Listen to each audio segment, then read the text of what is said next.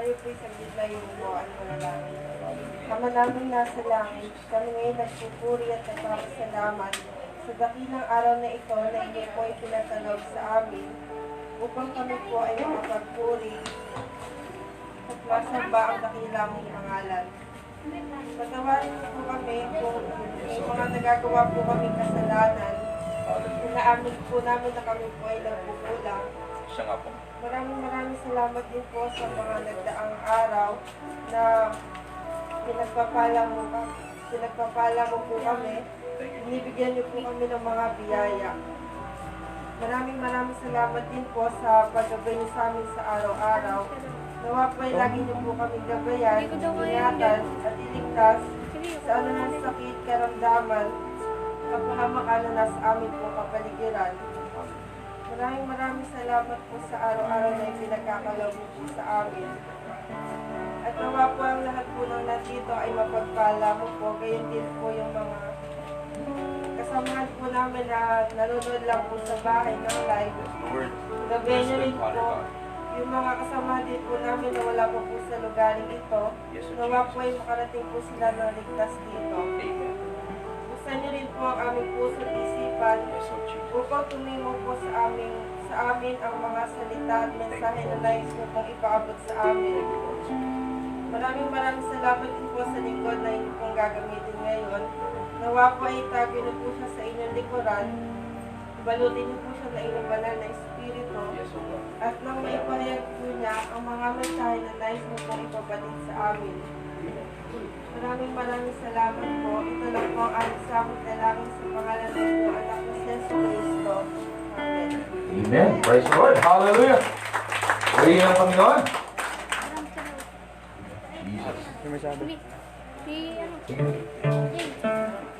At yan po sa pangunguna po ng mga praise and worship team at tayo po ay kailangang aawitan. Amen. Sasayaw at sasamba sa ating Diyos na dahil. Hallelujah. Praise the Lord. Pwede natin palakpak ang ating mga kamay. Hallelujah.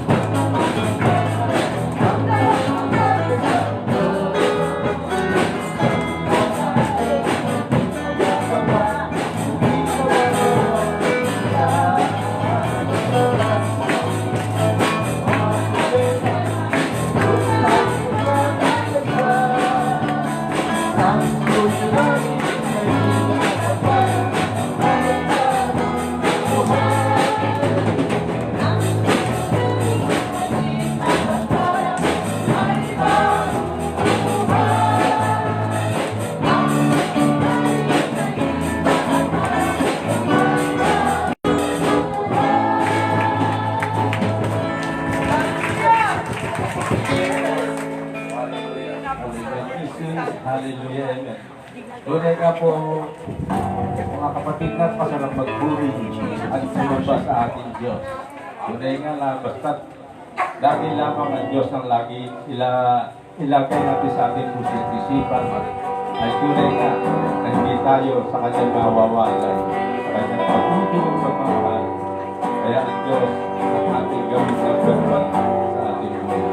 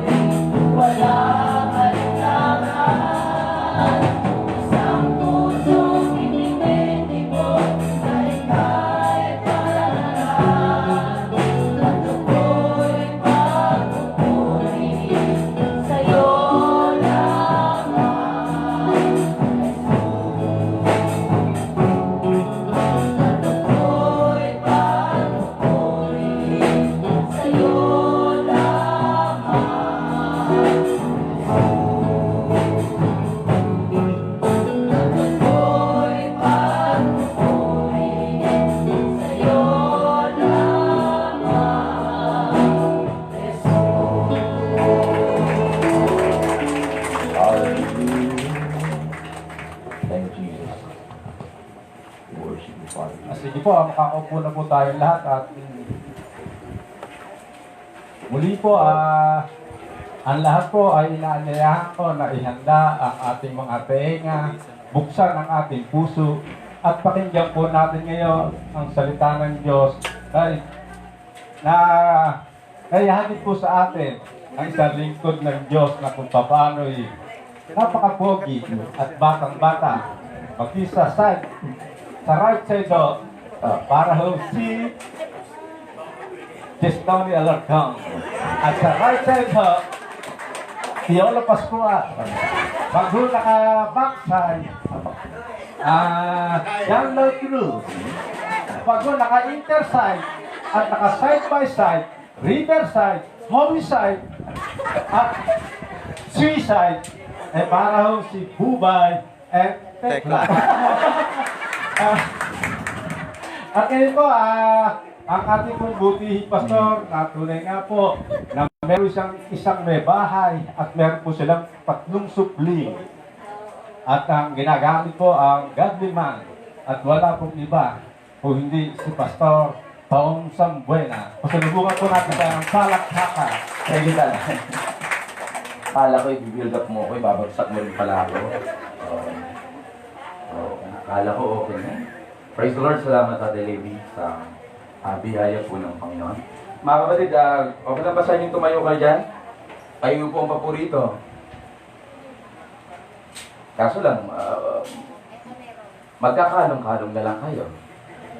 Praise the Lord. Salamat po sa Lord at muli po, nandito tayong lahat. Welcome po natin ang kapatid ni Nanay Susana. Nandito po ngayon. Si Brother Danny. Brother Danny, tayo nga po kayo. Palakpakan po namin si Lord sa buhay ni Brother Danny. Amen. Praise the Lord. Maraming salamat kapatid. At ang asawa ni Brother Boy at si Brother Boy ay andito rin po ngayon. Tayo nga po kayong dalawang mag-asawa. Palakpakan po namin si Lord sa buhay po nila. At yung anak po ni Tita Salvia ay may mga dala rin po. Actually, nung nakaraan nandito po sila at andito ulit maging yung mga apo ni Nanay Dolores. Tita Dolores, ano po? Tayo nga po yung mga taga-Angat. Salamat po sa buhay nyo. Pwede ko bang makita yung mga youth ng Angat? Ayan, yung mga magagandang kabilang. Amen. Pag sa mga kabataan mo, nahihiya ko talagang tumayo minsan-minsan, pati yung pagtayo nila, kailangan cute. Praise the Lord. At si Tita, kanina, yung nakamotor, nakita ko kanina po dito. Nasaan ba siya? Wait lang, hahanapin ko. Ayun, nasa likod ni Mrs. ko. Ayan, Tita, yung naka-face mask, tayo nga po kayo. Palakpakan po natin sa Lord sa buhay ni Ate. Sino po ang nagdala sa'yo, Tita? Si Tita Susan. Tita Susan, maraming salamat po sa inyo. At ito pa, si Pogi. Pogi, tayo ka nga saglit. Palakpakan natin sa Lord sa buhay ni Pogi. Yan. Talagang mga magagandang lalaki ho ang dumadalo kamukha ng pastor nyo. Kung kaya kayo. Praise the Lord. Amen. At yung may bahay po ni Tatay Levi, muli po nating nakasama. Galing pa po sila ng Bangkilyo. Salamat po. Nanay Ilsa, welcome po muli sa kabutihan ng Panginoon. At si Nanay Talia, kasama ang kanyang anak. Ayan. Si Nanay Talia po ay nagdiwang ng 54 na taong gulang nung nakarang araw. At ang bunso niya pong anak, nakahawak-hawak niya po. Salamat po sa Lord. There's nothing impossible with God. The Bible says, Nanay Talia, no? Praise the Lord. Ang kanya pong anak ay 7 gwapong lalaki at ang bunso po ay babae, pang-8. Yan po yung pang-8 niyang anak. Ayan. Ilang taon na yun? Ilang taon na si... Noong November. Siya po ay 54. 54 years old. Pero may biyaya po ang Diyos sa kanyang buhay. Glory to God. Minsan pa nga po natin bigyan ng malakas na palakpak ang ating Diyos sa buhay. At yung ating mga bata. Si Ate Bia ho, yung misis po ng aking Kuya Boy ay dumating. Palakpakan po natin ang may bahay ng Kuya Boy. Siya po ang may bahay ng aking Kuya Boy. My biological brother. At salamat po. Tita, salamat Tita Jessa, muli kitang nakita. At si Tita Beauty na nasa likod mo, salamat po. Mayroon pa, at si nanay, at yung nanay ni Brother Jay, ang magandang ina at dilag, ang pinakamagandang babae, pangalawang magandang babae ni Brother Jay sa kanyang buhay, ang kanyang nanay. Ayun nga nanay, gusto ko makita yung ganda mo. Praise the Lord. Si Brother Carlito po, andito rin po. Brother Carlito, nasa likod po siya nakatayo. Palakpan po natin ang Diyos sa kanyang buhay. Praise God. Maraming salamat po. At nawa lahat po tayo ay mapagpala ng ating Diyos na buhay. At bago po ako mag-proceed sa ating pong continuation about doon po sa ating topic last week tungkol sa what will be the signs and warning of the approaching coming of our Lord Jesus Christ and the consummations of the world, bago ko po ipagpatuloy po iyon, ay hayaan nyo po na mag-report about sa ating pong financial status dito po sa church. At salamat po sa Lord. As far as the transparency is concerned, ay kailangan ko po i-announce po sa inyo ang ating financial status. At para po ma-avoid ang ilang pong mga katanungan regarding po sa mga katanungan, saan ba napupunta ang pera ng church? Saan ba ito nauubos? Because there are few people na nagtanong po sa ating kapatiran, and hindi ko na po papangalanan kung sino po yung kapatid nating tinanong, at hindi ko natin papangalanan kung sino din po ang nagtanong. One of our brother in Christ ay tinanong about, ang tanong po sa kanya, ang word, saan ba napupunta ang pera ng church? At napakagandang tanong na supposedly ay dapat po malaman din po ng lahat. At sabi niya, sino ang sekretary nyo? Sino ang mga nagbibilang? Actually po, ang nagbibilang po ng pera po natin, apat.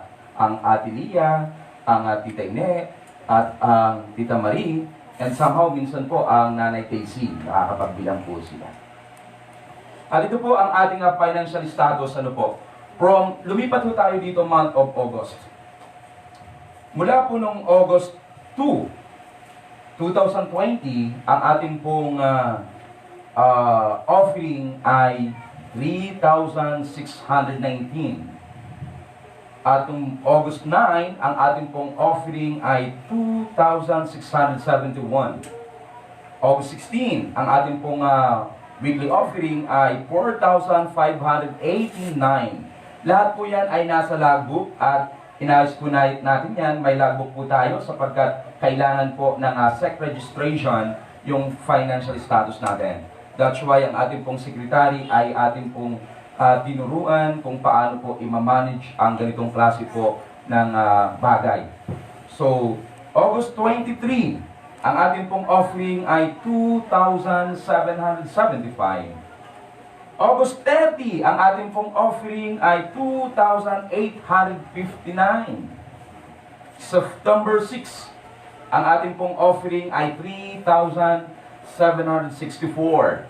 September 13, ang ating pong offering ay 2,560. And September 20, ang ating offering ay 4,810. September 27, 6,080 ang ating pong offering. And October 4, ang ating pong offering ay 7,435.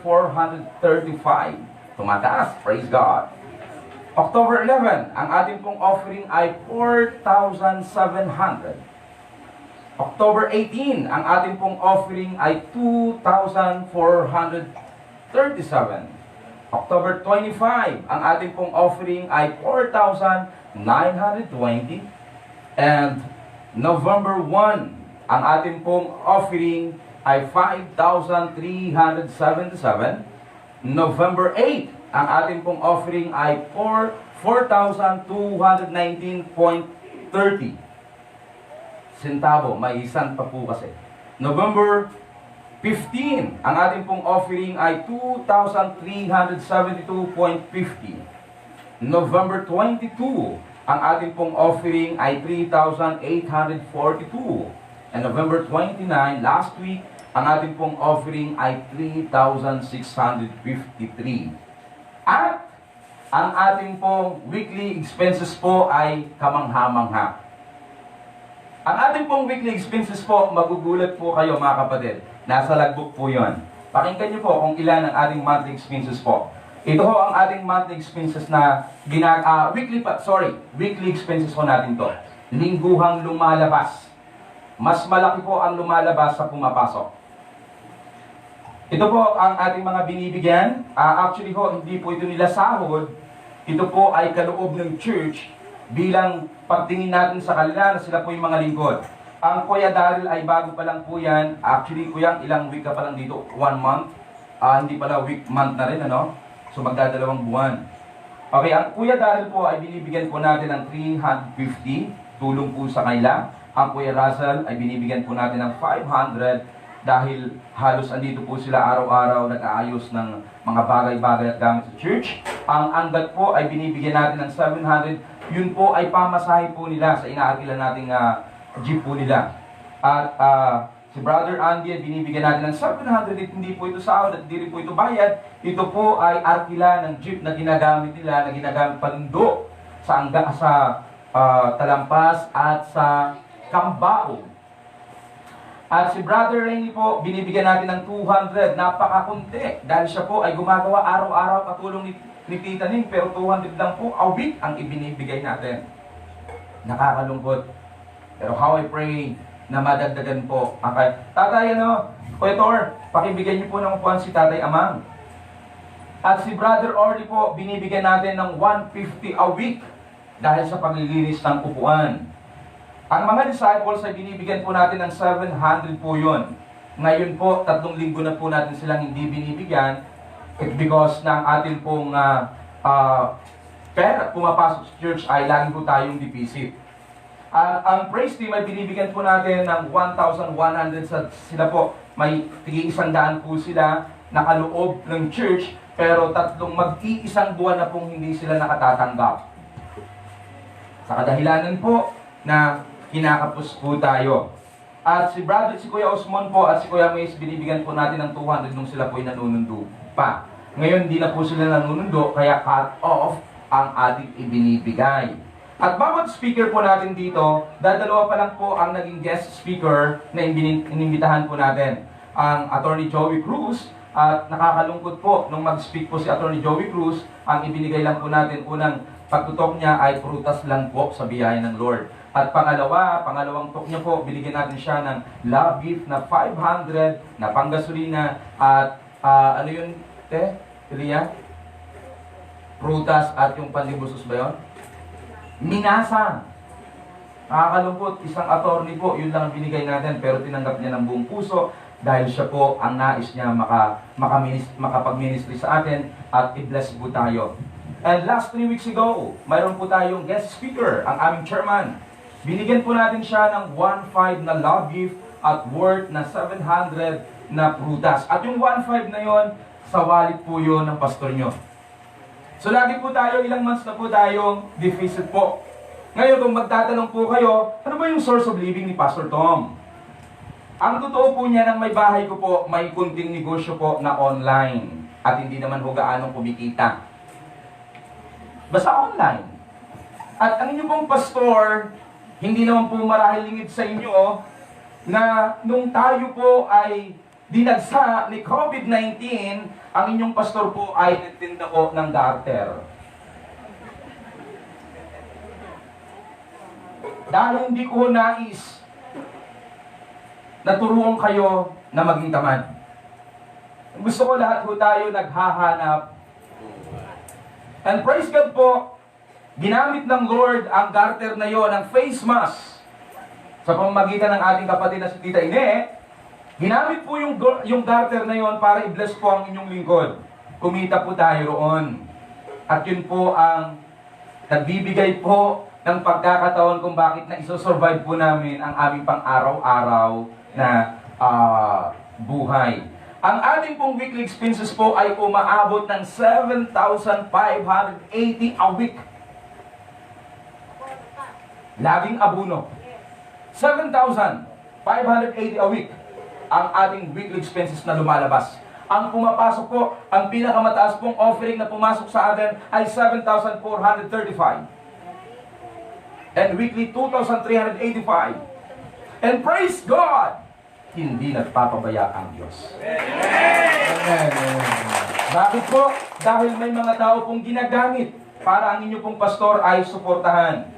Ginagamit ng Lord ang family Batara, family Ortega, family Alejandrino, family Lazaro, family Bernardo, and then family de Guzman. Ginagamit po sila ng Panginoon to support us. Family Kahukong, ginamit din ng Lord to support us. We have no foreign support. Wala ho tayong galing sa Amerika, galing sa abroad, wala ho. Lahat po yun sa kamay ng mga kapatiran natin. Amen. Praise team, pwede bang makahiram ng upuan at ang ating mga taga-baliwag ay narito ho? Kitang dito na ho kayo umupo sa gitna at dadalhin po ng praise team ang kanilang upuan. Sila po ay magsasakripisyo for a while at sila ay sasama na lang po sa aking tumayo. Ayan, dito natin lagay.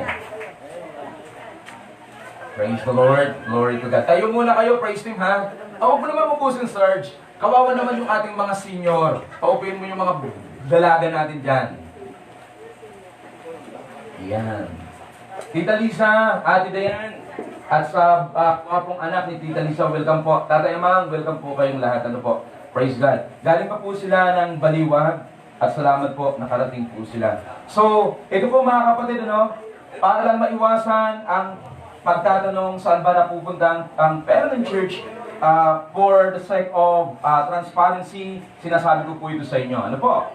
At dun sa nagtatanong, praise the Lord, binigyan niyo kami ng lakas ng loob na ihayag ang aming pong damdamin. Pagpalain nawa kayo ng Panginoon. Amen. Hallelujah. Okay, tuloy na po natin yung ating pong continuation about po sa ating topic na what will be the signs and the warning about the return of our Jesus Christ and the consummations of the world. Last week po, may anim po tayong tinalakay. Sabi ko po sa inyo, ang pagbabalik po ng ating Panginoong Jesucristo at ang katapusan ng mundo ay mayroong 11 palatandaan. Sabi mo sa katabi mo, natatandaan ko pa yon. At nagbigay po tayo ng 6 last week. Ang unang tanda ay magkakaroon ng high technology, yung the availability of high technology like gadgets. Nadarating po ang panahon, ang mga magtatrabaho na po, puro robot na, robotic na lahat. Ang tawag dyan, high technology. At yan po ang unang tanda. Ang karunungan ng tao lalaganap. Welcome po natin yung kamukha ko rin pong gwapo si Tatay Puling. Tatay Puling, welcome back. Ayan, tayo ka nga, Tatay Puling. Kung ano po ako ngayon, minana ko lang po sa kanya. Hallelujah. Andyan po si Tatay Puling, nakasama po natin muli. Okay, ito po yung unang sign. Magkakaroon po ng pagkakaroon ng karunungan, madadagdagan ng karunungan ng tao, lalong lalawak ang karunungan, at lalong magiging high-tech ang mga technology na mayroon po tayo. And then secondly, ang pangalawang sign, palatandaan, muling pagbabalik ng Diyos at ng katapusan ng mundo, magkakaroon po ng usapin tungkol sa kapayapaan at sa security. Having issue of peace and safety. And ang pangatlo, there will be war and the nations against nations will fight together. Pag mag-aaway talaga sila. Nations will fight against nation. Yan po yung pangatlong palatandaan. Magkakaroon po ng digmaan, bansa laban sa bansa, magkakagulo. At ang pang-apat na palatandaan po, magkakaroon ng tinatawag na orbital disorder. Having of orbital disorder. Magugulo po ang kalawakan at ang mga planeta ay mawawala sa kanilang orbit. So yun po ang pang-apat. At ang pang-5, magkakaroon po ng malawakang tagutom, iba't ibang klase ng sakit. Yan po ang pang-5 tanda ng pagbabalik ng ating Panginoong Jesucristo at ng katapusan ng mundo. There will be vast famine. Sinabi po nga, vast famine, ito po ay malawakang tagutom at magkakaroon ng iba't ibang sakit. Welcome, Tatay Vidal at Nanay Josie. Salamat po, nakarating po kayong dalawa. Purihin po. Sila po ay mga taga-Tibagan, mga dati ko pong kasamahan at unti-unti na po nilang binabalikan ng gwapo kong mukha.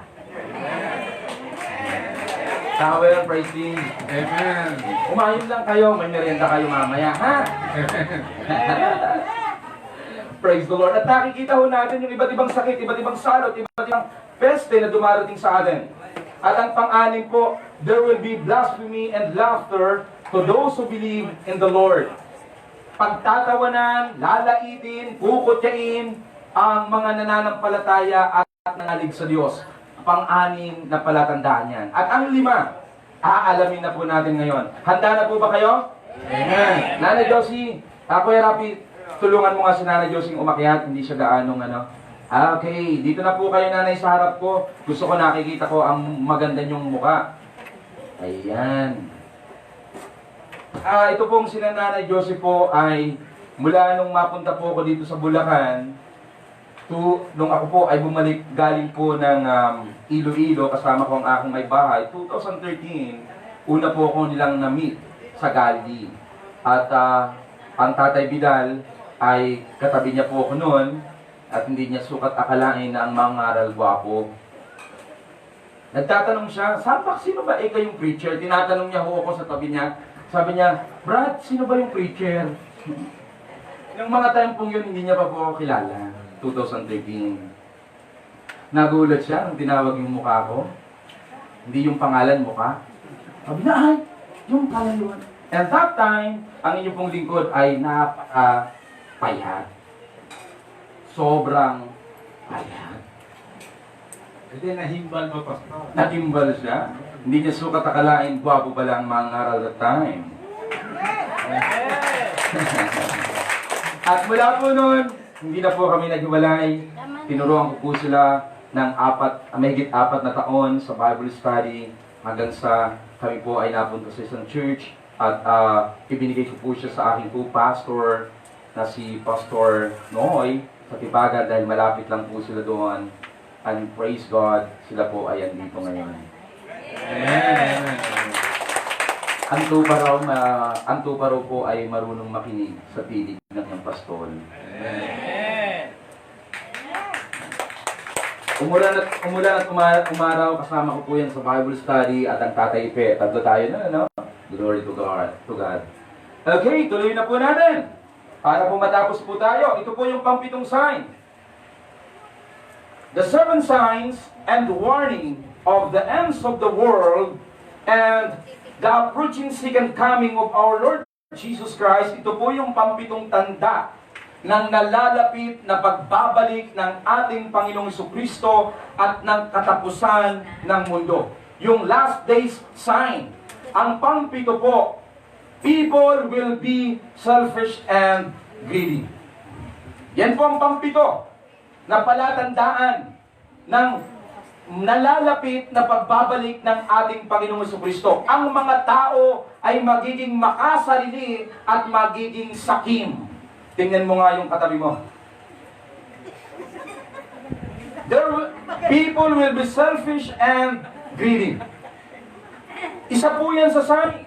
Kapag naalaman nyo ho, o kapag nahalata mo na ang dating mapagbigay, nagiging maramot, ibig sabihin po, nalalapit na ang muling pagbabalik ng ating Panginoong Jesucristo.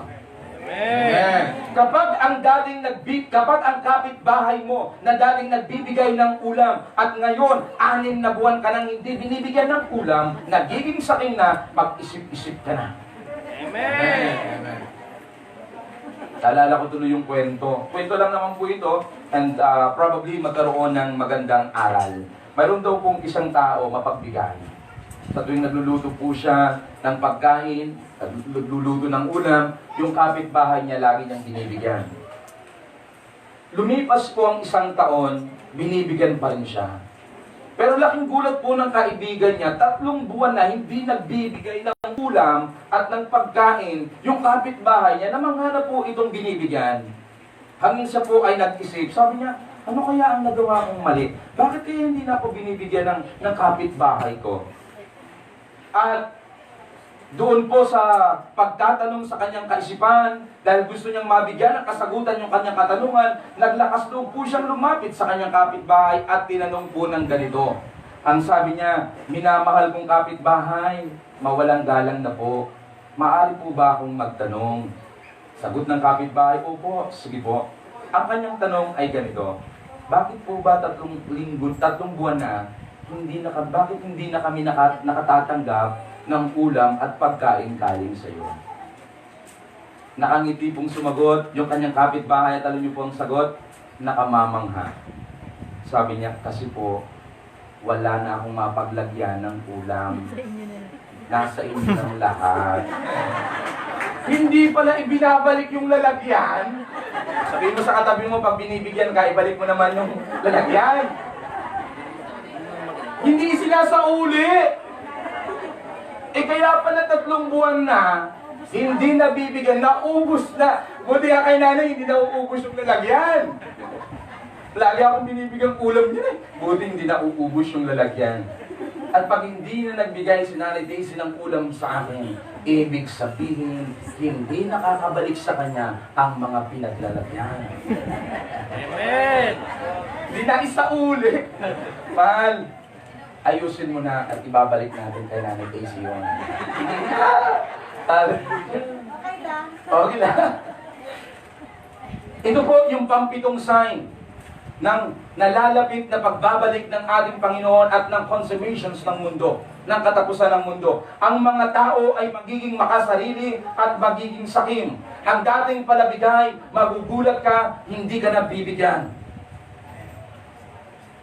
And how I pray na wag naman po sanang mangyari sa atin yan, mga kapatid.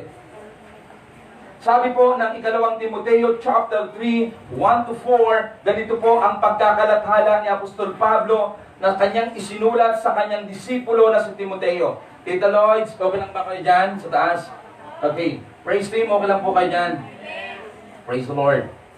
Dapat mong malaman na sa mga huling araw ay magkakaroon ng kahirapan.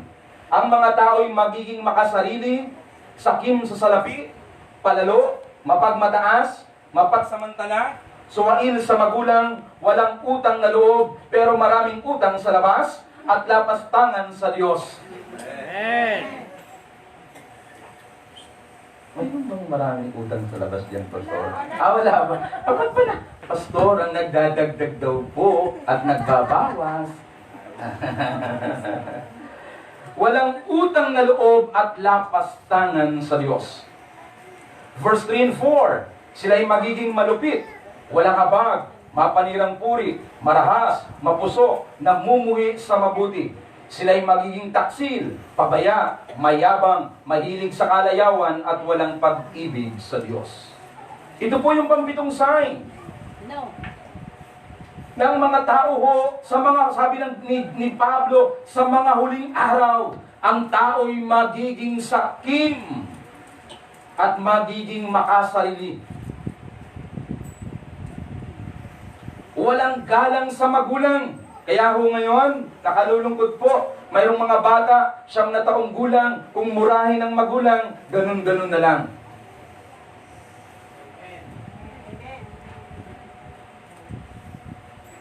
Pag inutusan ng magulang, ganun-ganun na lang. Akala mo siyang nag-ire sa nanay niya. Amen! Walang utang na loob, pero maraming utang sa labas. Amen! Ay, ako may utang din. Alam niyo Salamat nakaka-survive. Hello? Magiging mayabang, magiging palalo. Walang pag-ibig sa Diyos. Mawawala raw ho yung pag-ibig ng marami sa Diyos. Mas uunahin po nila ang pumunta sa pasyalan kaysa pumunta sa kaluwalhatian ng Diyos. Amen! Hindi nila alam na pagdating ng araw, yung mga lugar na kailang pinapasyalan ay hindi makakatulong sa kanila. At ang pangwalupong sign, what will be the signs and warning? Ito po yung mga hudyat of the ends of the world and the second coming of our Lord Jesus Christ. Ang pangwalo po, kapag naipangaral na daw ho ang mabuting balita sa lahat ng dako ng bansa. When the Word of God has been preached throughout the world. Yan po ang pangwalong sinyalis, tanda o hudyat ng muling pagbabalik ng ating Panginoon Jesucristo. Nakikita niyo na ho ba? Nakikita nyo na po ba? Naiisip nyo na po ba? Na ngayon ho, naaabot na ang maraming mundo. Mayroon na pong ginagamit na yung radio para po ipangaral ang mabuting balita. Pag nagbukas ka ng television, makikita mo na may nangangaral. Yun nga lang, may mga ibang tribes pa rin po na hanggang ngayon ay hindi pa rin naaabot ng Word of God. At may ibang country pa rin na hindi pa rin po naaabot ng Word of God. At pag lahat po ng country ito naabot na ng pangaral ng mabuting balita, ibig sabihin po, pinapakita na ng Panginoon ang hudya na malapit na siyang dumating. At malapit ng wasakin, gunawin, at sirain ang mundo. Ito po ang 8 hudyat ng pagbabalik ng ating Panginoong Jesucristo. Sa mga magagandang dilag at sa mga tauhan ni Tatay Lolo, pasok po kayo. Kaya pala, maganda yung amo, maganda rin at gwapo rin ng tauhan. And praise team, tayo uli. Bigay uli ng upuan sa labas at magkalong-kalong na lang muna po kayo dyan. Mayroon pong apat. Boy, dito mo lang ilagay. Boy, dito na kayo. Ayan. Galing naman. Purihin ang word. Jesus. Pagpasensyahan nyo po at magpapagawa po tayo ng second floor. Glory to God. Okay, tingnan po natin. Ang pang-8 sign, the 8th sign and warning of the near approaching of our Lord Jesus Christ and the consummations of the world is when the Word of God has been preached throughout the world. Kapag naipangaral na po ang mabuting balita sa buong mundo, ito na ang hudyat na malapit na ang muling pagbabalik ng ating Panginoong Jesucristo ayon po kay Apostol Mateo sa aklat ng Matthew chapter 24 verse 14. Sa aklat po ng Matthew chapter 24 verse 14, ganito po ang pagkakasabi. Ipangangaral sa buong sanlibutan ng magandang balita tungkol sa paghahari ng Diyos, upang ang lahat ng bansa ay makarinig. At kung maganap na ito, darating na ang katapusan.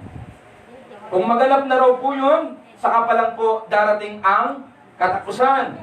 Again po, yung orbital disorder, hindi pa po nagaganap. Matthew chapter 24, verse 14. And then, pangsyam. Ang pangsyam na palatandaan at hudyat ng muling pagbabalik ng ating Panginoong Jesucristo at ng katapusan ng mundo. Ito po yun. Many false prophets will appear. Maglalabasan po ang mga huwad na tagapagturo ng salita ng Diyos. Ang mga huwad na propeta at huwad na pastor. Church, pakinggan niyo po akong mabuti. May 2 klase ng pastor. Isang totoong pastor at isang impostor. 2 klase ng pastor, isang totoong pastor at isang impostor. At ito pong pag-arise ng mga false prophet ay nakikita na po natin. Pag sinabing huwad na tagapagturo, Tita Biodi, pasok po kayo.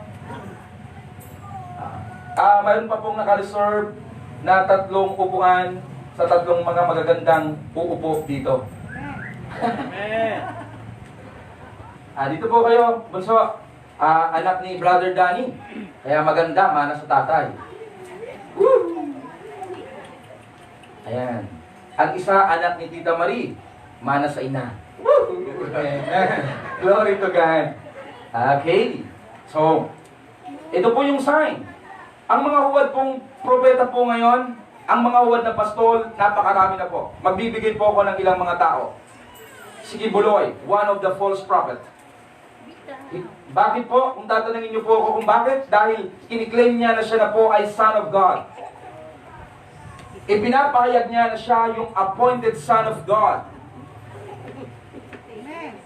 Hello? Si Apostol Abuloy. Buloy pala. Sorry. Nagkakamali lang po. At sino pa ho? Kapag ang mga pastor po ngayon, at alam niyo po ba na isa pa rin po sa pagiging huwad na pastor, yung magpapahayag ka ng katapusan ng mundo at lalagyan mo ng date, patay ka ron, magiging huwad ka. Or else, magpa-prophecy ka at sasabihin mo, 5 araw, didilim, pero hindi naman dumilim, magiging false prophet ka. Amen. Amen. Eh, sa Bible po kasi nagsabi, walang exact date. Nagbigay lang ng sign and warning. Nagbigay lang ng hudyat at palatandaan. Pero hindi nagbigay ng tamang day kung kailan darating si Jesus. Hello? Amen. Kaya pag may nagsabi po sa inyo, July 25, 2024, gugunaw ang mundo.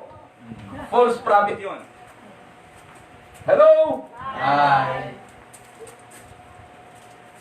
Sabi mo sa katabi mo, kakaiba to. Ang ibinigay lang po ng Bible, hudyat at palatandaan. Amen. Amen. Sabi ng Matthew chapter 24, verse 23 and 24, kung may magsasabi sa inyo, narito ang Kristo, o naroon siya, huwag kayong maniniwala. Verse 24, sapagkat may lilitaw na mga huwad na Misayas at mga huwad na propeta. Magpapakita sila ng kamanghamanghang himala at mga kababalaghan upang iligaw ang marami kahit na ang mga hinirang ng Diyos. Even yung elect, yung mga pinili ng Diyos, yung mga disciples ngayon, even yung mga former Christians, madilisib sa paglabas ng mga bulaang propeta at huwad na Misaya. Mga kapatid, ang huwad na Misaya hindi magsasabi ng pangit laban sa Diyos. Amen. Ang mga huwad na propeta at huwad na Misaya ay mangangaral ng salita ng Diyos. Amen. Amen. Dahil hindi nila madideceive ang tao kung hindi nila ipangangaral ang salita ng Diyos. Yun nga lang, para malaman mo na huwad na propeta siya o huwad na Misaya siya, yung glory na supposedly para sa Diyos, tinatanggap niya. At yung pagiging Kristo, tinatanggap niya. Pag ang Pastor Tom nagpahayag na at sinabing, siya ang Kristo, iwanan niyo na si Pastor Tom. Huwad na ang Pastor Tom. Amen. At kapag ang Pastor Tom, isa pa po sa sign ng pagiging huwad na propeta ay yung ipangaral ang mabuting balita pero hindi isinasapamuhay. Huwad na propeta po yun. Amen. Ako, malakas ang loob ko na sabihin na kapag ang Pastor Tom po, nakita niyong umiinom, iwanan niyo na. Pag nakita niyo ang Pastor Tom nagmura, o narinig niyo, nakikita po yung mura. Hindi naman lang. Pag narinig niyo nagmura ang Pastor Tom, iwanan niyo na. Pastor, ikaw magpapapako pa. Man, nagulat naman ako sa iyo. Ikaw magpapapako ka pa sa cross. Sila na lang. Hindi ko gustong magpapako. Iyokong uurin. Ang pagpapapako ay para kay Kristo lang. Hindi Amen. para sa iyong tao. Hindi mo tungkuling iligtas ang mundo. Kaya huwag kang magpapapako. Dahil ang mga nagpapapako lang, ang tungkulin niya iligtas ang mundo. Amen. Amen. Yun po ang tungkulin ng Panginoong Jesucristo. Now, kapag ang Pastor Tom po, dalawa na ang asawa, iwanan niyo na ang Pastor Tom. Pero ang totoo po niyan, ang aking may bahay, pangalawang asawa ko po siya. Una ang Diyos, pangalawa ang Diyos. May bahay niya, Pastor. Pangalawang asawa ko po ang aking may bahay. Amen. Diyos. Umimim. Pangalawang asawa ko po ang aking may bahay. Umimim na naman. Gusto ulo mo na kang bitin. Bakit ba? Ang una po ay ang Panginoong Jesucristo at pangalawa. Amen. Kaya pangalawa ko po siya. Hello! Hi! Kapag ang Pastor Tom po nagsusugal na, iwanan nyo na si Pastor Tom. Isa yan sa mga sign ng pagiging huwad na tagapagturo. Kung hindi ko po isa sa pamuhay ang aking itinuturo, para't ano pa tuturuan ko kayo. Amen. Dapat ako ang unang matuto sa itinuturo ko. At kung hindi ako unang matututo sa tinuturo ko, mas mainam pang huwag ko nang ituro ang mabuting balita dahil kung ako naman na tagapagturo ay hindi pala natututo sa itinuturo ko. Amen. Alam nyo ngayon, napakaraming mahuhusay na pastor eh. Ang gagaling, husay mangaral pero wala sa buhay. Tapusin na po natin, sabi mo sa katabi mo, salamat. Salamat. Ang pangsampung palatandaan ng nalalapit na pagbabalik ng ating Panginoong Jesucristo at ng katapusan ng daigdig or ng mundo. Ang pangsyam ay yung mga false prophet mag-a-appear at ang pangsampo, the coming of the Antichrist. Ang pangsampung sign ay ang paglabas o pagdating ng Antikristo. At alam niyo po ba kung anong ibig sabihin ng Antichrist? He is not against Christ. Hindi po siya laban kay Kristo. Though ang sinasabi ng Bible, He is the great personal opponent of Christ. Bagaman yan ang sabi ng Bible Dictionary about Antichrist, pero yung mga totoong Antichrist, hindi siya lalaban kay Kristo sa pamamagitan ng salita ni Kristo. Ang totoo, lingkod siya ng kataas-taasan, parang lingkod ng Diyos. Pero magpapahayag siya ng isang kasuklam-suklam na kasalanan.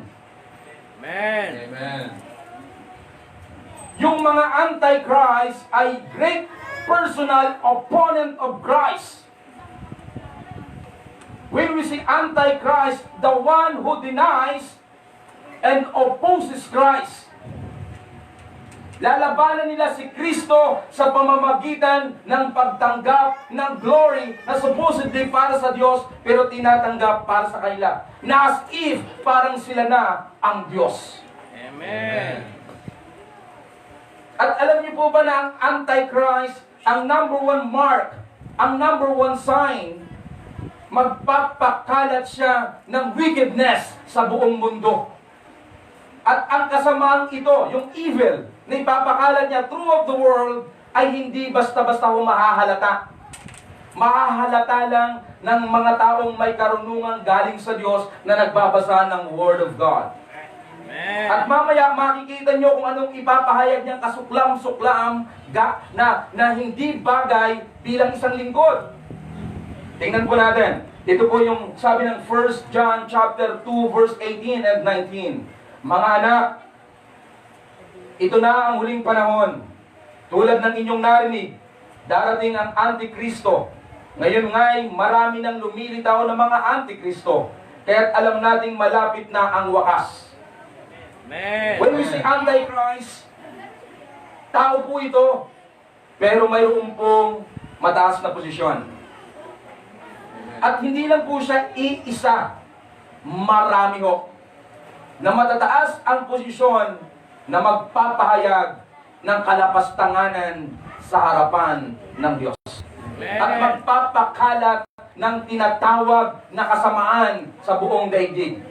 At pag dumating po ang Antichrist, maraming mga mananampalataya na i-welcome ang kanyang pagdating sapagkat ang kailang mga puso ay katulad ng puso ng bulaang Antikristo.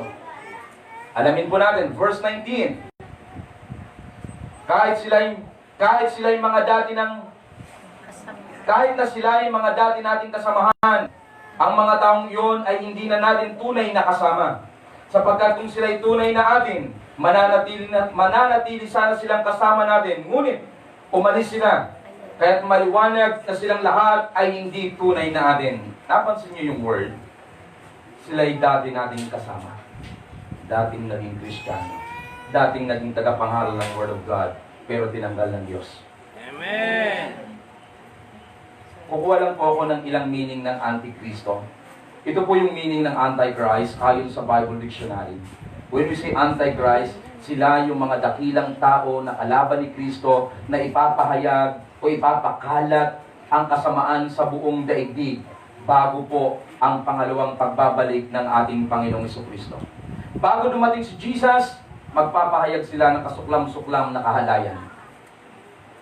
At when we see anti, pag sinabi pong anti, a person opposed to a particular policy, activity, and idea. Isang tao na tututol sa pamamaraan, ideya at aktibidad ni Kristo. Ibig sabihin, isang taong lalaban kay Kristo at ang kanyang ibabato, isang klase ng ideya, isang klase ng kapamaraanan na ayaw ni Kristo. At alam niyo kung ano yon? Alamin na po natin para matapos na po tayo.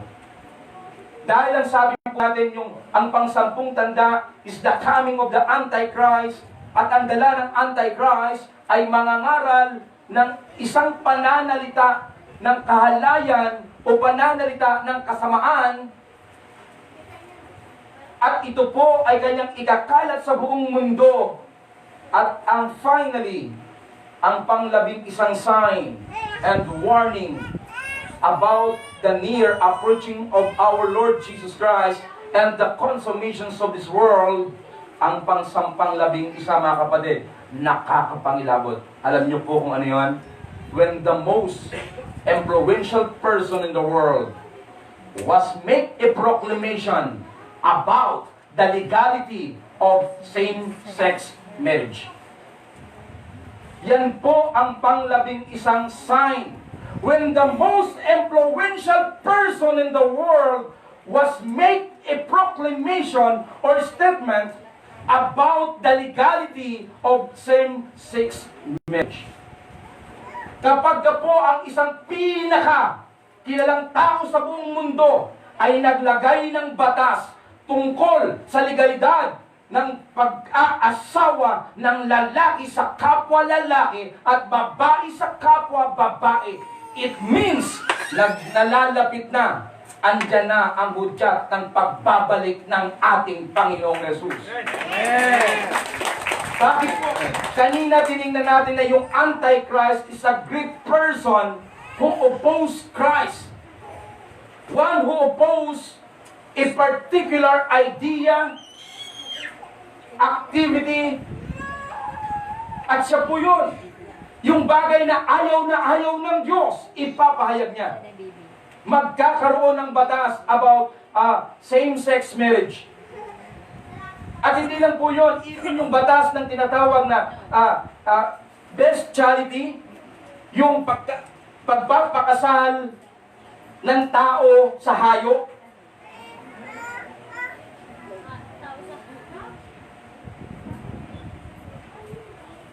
Bibigyan ng batas po yan. At may mga bansa na ho, na yung kailang alagang hayop, pinakakasalan. Amen.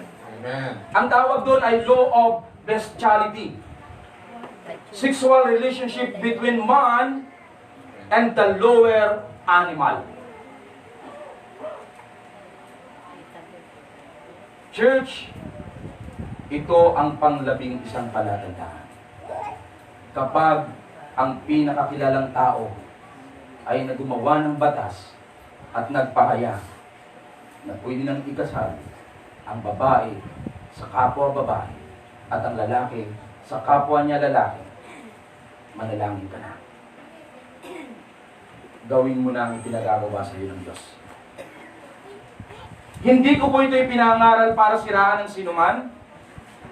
Alam niyo po ba na si Pablo po, ito yung prediction ni Pablo? At ayon po sa Lucas 17, pansinin niyo po, yung panahon ni Noah at panahon ni Lut, sa panahon ni Noah at sa panahon ni Lut, mayroon pong mga sign na ipinakita ang Lord. Bakit po ba ginunaw ng Diyos ang mundo sa panahon ni Noah? Kasalanan. Anong kasalanan? Pagtatalik ng Pagtatalik. Pagtatalik ng ano?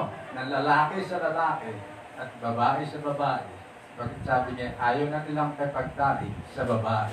Andito ba yun? Wala. Akala ko binabasa mo lang. Okay, tingnan niyo po ako mga kapatid. Sa panahon ni Noah, may tatlong sign kung bakit ginunaw ng Diyos.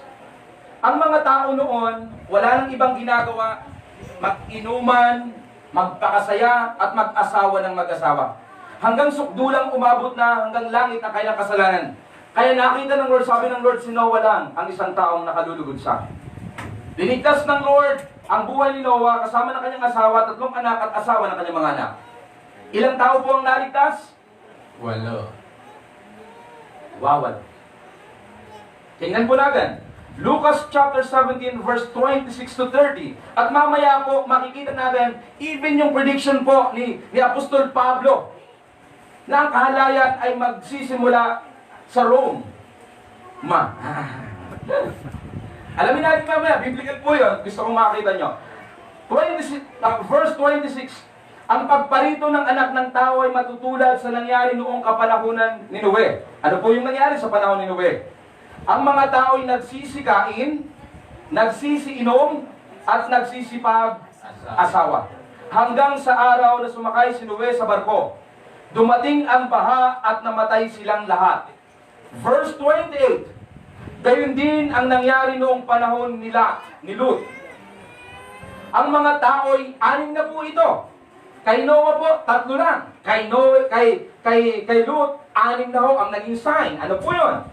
Ang mga tao'y nagsisikain, nagsisiinom, bumibili at nagtitinda. Sa panahon pa lang ni Lut, uso na ang buy and sell. Yung buy and sell uso na po. Sa Sodoma at Gomora po ito, itong pagkakataong ito. Nagsisikain, nagsisiinom, bumibili, nagtitinda, nagtatanim, at nagtatayo ng bahay. Pag nakita mo ng kapitbahay mo, dati barong-barong lang ang bahay at ngayon pinagaganda na. At paglipat mo sa isang bahay, maganda rin ang bahay. Nako po mga kapatid, ang sign sa panahon ni Noe, ang mga tao nagpaganda ng bahay. Amen. Nagpapaganda ng mga bahay. Pagandahan, pataasan, pabunggahan. Pumunta kayo sa Talampas ho, nagulat ako. Pagpasok nyo ng Talampas, dami ng magagandang bahay. Hello? Grabe. Pastor, masama po ba yun? Hindi. Ang ibig ko lang sabihin, mga sign yan. Hudyat yan. Hindi masama ang magpaganda ng bahay kung mayroon ka naman talagang pampaganda. Ang masama, pagagandahin mo ang bahay mo, galing naman sa utang, pagsaka dyan. Hello? Hi. Pero ang sabi po doon, magsisinom, bibili, magtitinda, nagsisikain, nagtatanim, nagtatayo ng bahay. Darating daw po ang panahon, ang mga tao kahit Kristiyano, hindi na pahalaga ng linggo, uunahin na ang pagkita ng pera. Amen. Hindi ko masama po yun mga kapatid, especially po sa mga kagaya nating Kristiyano, dahil yung ating mga kinikita, ginagamit naman natin para kay Kristo. Amen. Tama po ba yun? Amen. Ginagamit natin sa kaluwalhatian ng Lord. O, ito na po. Si Pablo po nagpahayag na ang kahalayan ay magmumula sa Roma. Roma chapter 1. Sulat niya po ito sa Rome. Romans chapter 1 verse 24 to 27. Tingnan niyo po yung word ni Pablo. Hindi po siya nakarating ng Roma. 3 beses pong pinangarap ni Pablo na pumunta ng Rome, pero hindi po siya nakarating doon. Lagi siyang hinahadlangan ng demonyo. Kaya ito ang sulat niya sa Roma.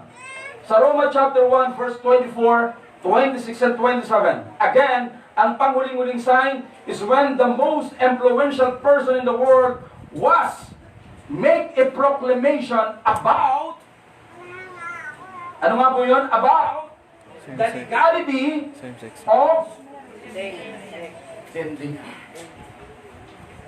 Tingnan po natin, verse 24. Kaya't hinayaan na sila ng Diyos sa kanilang maruruming pagnanasa hanggang sa hindi na nila mapigil ang paggawa ng kahalayan sa isa't isa. Verse 26. Dahil dito'y hinayaan na sila ng Diyos sa mahahalay na pagnanasa. Ayaw nang makipagtalik ng babae sa lalaki. Sa halip, sa kapwa babae sila nakikipag-ugnayan. Anong tawag niyo dyan? Kahalayan. 27. Gayon din naman ang mga lalaki. Ayaw na nilang makipagtalik sa mga babae at sa kailang kapwa lalaki na lang sila nahuhumaling. Ginagawa nila ang mga kasuklam-suklam na bagay, kaya sila parurusahan ng nararapat sa kanilang masasamang gawa.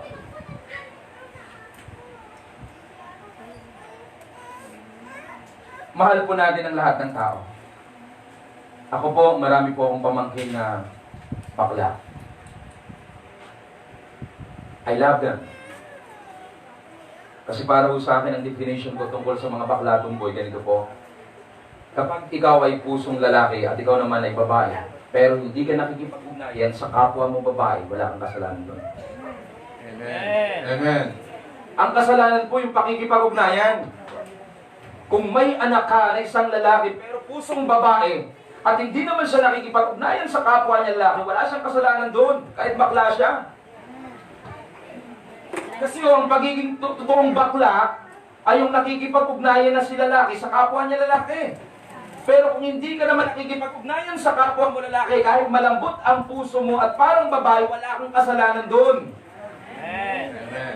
Tanungin ko po kayo, bakit ba ikinakasal ang isang tao? Ang babae at lalaki. One of the prominent person, nagtanong po nito at si Tatay Lulo, nakuha ko po yung ideyang ito sa isang kilalang tao. And then, ang pinaliwanag niya is mostly biblical talaga. Bakit ba si lalaki at si babae kailangang ikasal? Para ba makuha ni Mrs. yung pangalan ko? Yung apelyido ko? Wapo ko naman pagka gano'n. Ang gwapo mo naman kapag kaya ka pinakasalan ng Mrs. mo para makakuha niya yung apelyido mo. Pahiyaya ka. Amen. Ako nga nahihiya eh. Hindi ho ganun yun. Kaya nagpapakasal si lalaki at si babae para illegalize ang sex. Dahil kung mayroon pong isang bagay na kinamumuhian ng Diyos ay ang pagtatalik ng dalawang magka-partner na walang basbas galing sa Diyos. Kaya ka ipinapakasal. Kaya nga kung mayroong isang sakit na walang lunas, anong sakit yon? Yung nagkukuha ng isang lalaki o ng isang babae sa pakikipagtalik, ang tawag dyan ay yes. Hindi man niya. Ulitin nyo nga, ang tawag doon? Yes. Walang lunas yan. Bakit walang lunas? Kasi nga, inaayawan ng Lord ang pagtatalik ng walang basbas galing sa Kanya. Kaya nga sa Bible, mayroong blessing eh. Binibless muna. Alam nyo po, yung matrimonyo sa kasal, for legality purposes lang yan. Pagpapakasal kami ni Nanay Susan, magpipirmahan kami, ilang araw lang, maghihiwalay kami, useless po yung pinirmahan namin. Hindi yun ang totoong kasal. Ang totoong kasal ay itali kayo ng Diyos nang huwag kayong magkasala sa pagtatalik dahil hindi kayo binasbasan niya. Kaya nga nagpapabasbas tayo eh, para illegalize yung sex. Kaya ako nagpapakasal, kaya tayo nagpapakasal, para illegalize. Not for the sake na makuha mo yung apelyido ng mister mo, kundi para maging banal kayo sa harapan ng Diyos. Kasi po, hindi po pwedeng hindi galawin ng isang lalaki ang kanyang kapartner sa loob ng 7 buwan na magkasama sila. Impokrito ka kung ikaw ay isang lalaki kagaya ko. Amen. Kaya ho kailangan ng kasal. Advice ko po sa mga kabataang narito, mga anak, sa mga kabataang babae at kabataang lalaki, okay lang na magkaroon kayo ng jowa, ng girlfriend, ng boyfriend, pero wag mong hahayaan na gawin ng isang bagay na hindi gusto ng Lord. Amen. Wag mong hayaan yun. Kaya nga po yung nagiging kasalanan ng pagsasama ng hindi kasal napupunta sa mga anak. 1 Corinthians chapter 7, 14. May 4 po na sakit na nagmamanifest sa isang anak na anak sa pagkakasala. When I say anak sa pagkakasala, ito po yung mga taong nagsama pero hindi kasal. Amen. Ang tawag ng Bible dyan, anak sa pagkakasala. At 4 na sakit po ang nagmamanifest sa isang bata kapag siya'y anak sa pagkakasala. Number 1, 2 po ang nakikita at yung dalawa hindi ganong nakikita. First, ang bata nagiging hyper. Amen. Obserbahan niyo po, lahat ng anak sa pagkakasala, lahat ng anak ng hindi kasal, ang anak hyper. Pag hindi hyper po, sakitin. Amen. O kaya ho, ito pong pangatlo at pangalawa, hindi gaanong nakikita ho ito. Kung hindi po siya mentally retarded, siya po ay magiging iba yung kanyang mukha. At alam niyo po ba, kung naman masyadong munggulot, tapos kung makatingin ka sa akin, ganun pa.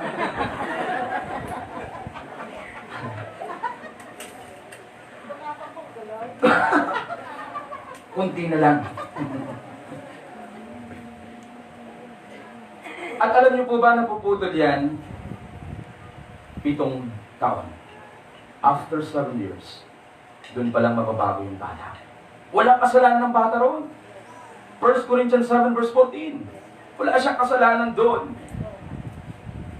Now, kaya nga, ang advice ko sa mga kapatiran po natin na somehow ay may mga anak na nagsama na buntis po, ang pinakamainam niyong gawin, yung anak niyong nabuntis, pag nanganak na, 8 araw pagkatapos ipanganak yung bata, ihandog niyo kaagad sa Diyos. Amen. 8 araw. Eh tayo, pinakaabot pa natin ng 1 taon. Pastor, wala naman po kaming pampabinyag. Ha? Uunahin mo pa yung handa sa pampabinyag kaysa sa sasapitin ng anak mo? Eh pastor, kasi wala naman po ng paliwanag, kaya nga pinapaliwanag na sa inyo. 8 araw pagkatapos mong ipanganak ang bata, ihandog mo. Ipahandog mo sa Diyos. At kung gusto mong pabinyagan dahil wala ka pang pera, hintayin mong magkapera ka, saka mo pabinyagan. Ang mahalaga na ihandog mo na.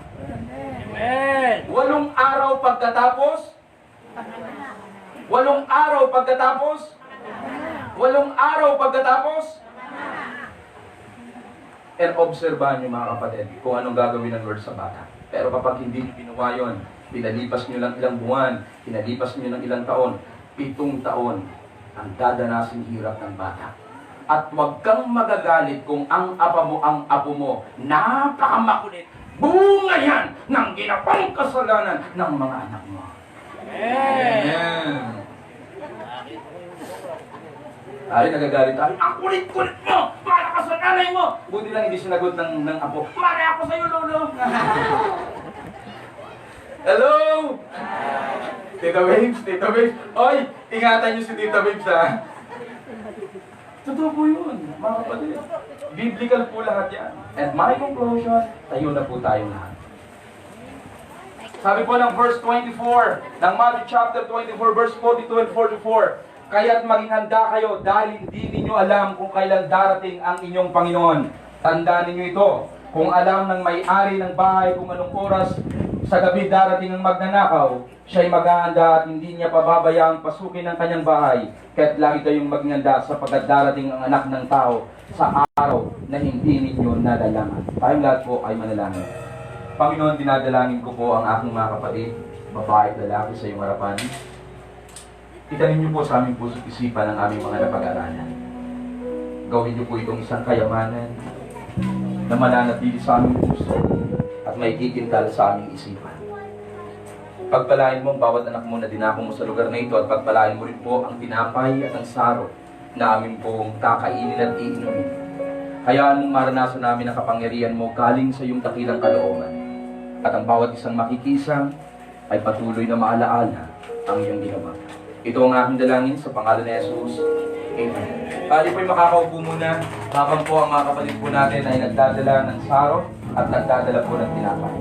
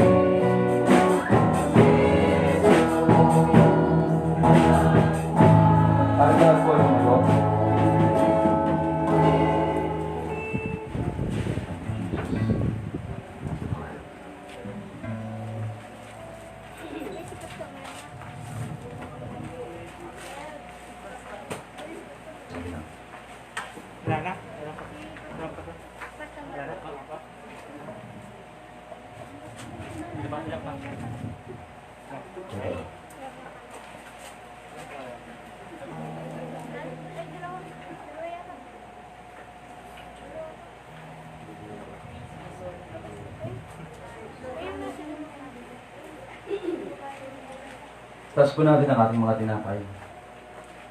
Ito ang araw na tinanggap ko sa Panginoong Jesus ng gabi siya'y pinagkanulo. Siya'y dumampot ng tinapay, inaas at nagpasalamat at sinabi, ang tinapay na ito ay simbolo ng aking katawan na ibibigay para sa inyo. At sa tuwing kakainin ninyo ito, gawin ninyo bilang pag-alaala sa akin. Salamat po, aming Panginoong Jesucristo, sapagkat sa pamamagitan ng iyong katawang banal na narumihan at nadungisan, upang ang aming katawang marumi ay malinis. Pinupuri po namin ang iyong dakilang gawa. At ang pagkakataong ito ay isang pag-alaala na may isang dakilang Diyos na nabayubay sa krus ng Kalbaryo para sa mga anak mo na gusto mong tubusin at iligtas. Pinupuri ka namin at pinasasalamatan. Sa pangalan ni Jesus, sabay-sabay po natin kainin.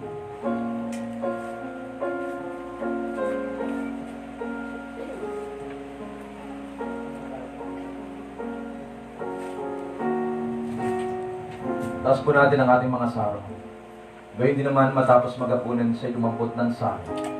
Itinaas at nagpasalamat at sinabi, ang sarong ito ay pinagtitibay ng aking dugo.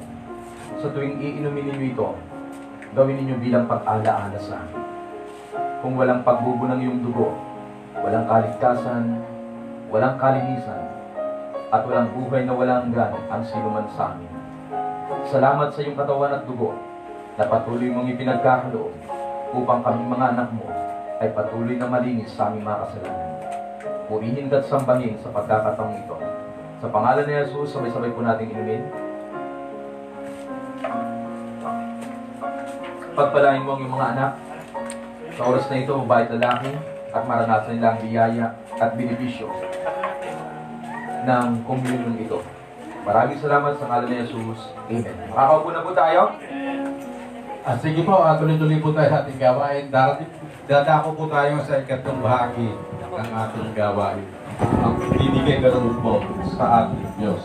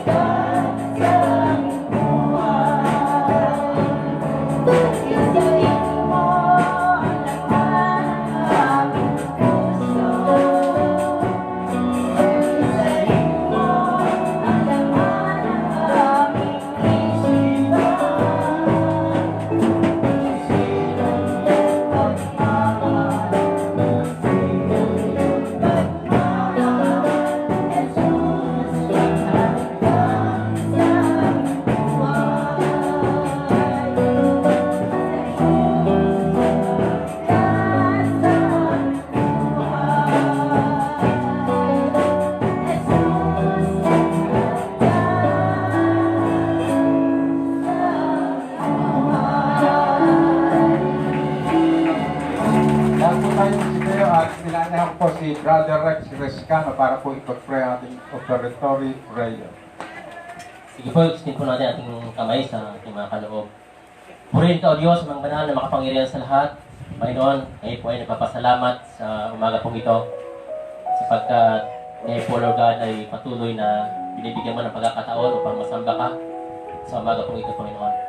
Maraming salamat din po, O Diyos, sa buong isang linggo, O Diyos, ng mga pagpapalak, Panginoon, spiritually, physically, financially, Panginoon, na ibinigay mo po, Panginoon, sa bawat sa po sa amin. Maraming salamat. Itaas po namin sa iyo ang aming mga kaloob sa umaga pong ito at ang kalooban mo siyang mangyari sa lahat na nagkaloob, Panginoon, sa iyong gawain. Maraming salamat po, Diyos, at dalangin po sa mga hindi nakapagbigay, Panginoon, dalangin po, Diyos, na patuloy na ingatan mo sila, Panginoon, at patuloy na bigyan, O Diyos, ng mga pagpapala, O Diyos, spiritually, physically, financially, Panginoon. Maraming salamat. Purihin ka sa pangalan ni Jesus. Amen. At tayo po ay mananalangin. Panginoon, bilang pagtatapos, muli ko kami nagpupuri at nagpapasalamat sa iyong banal at dakilang kalooban. At sangayon sa iyong kapangyarihan, mangyari po ang iyong kalooban sa iyong mga anak. Pakitaas po ng ating dalawang kamay. At buhat sa kayamanan ng Diyos na hindi nauubos, binibindisyonan ko ang bawat isa sa inyo ng pagpapalang galing sa ating Panginoon Jesucristo, pag-ibig na galing sa ating Diyos Ama, kapangyarihan, pakikiisa at pakikipisa ng banal na Espiritu. Tanggapin niyo ang lahat ng biyaya galing sa langit at sumain niyo ang kapangyarihan ng ating banal na Diyos. Patnubayan tayong lahat ng ating Panginoon sa ating pag-uwi, samahan, gabayan at patnubayan. Ipagkaloob niya ang laman ng ating mga puso at ibigay ang katugunan ng ating mga dalangin. Pagkaroon tayo ng kasiyahan at kagalakan sa paglilingkod sa Kanya at pag-aalay ng buhay para sa Kanya. Tanggapin niyo ang biyaya ng langit sa pangalan naman ng Anak at ng Espiritu Santo sa ngalan ni Jesus. Amen. Amen. Amen. Salamat sa Diyos.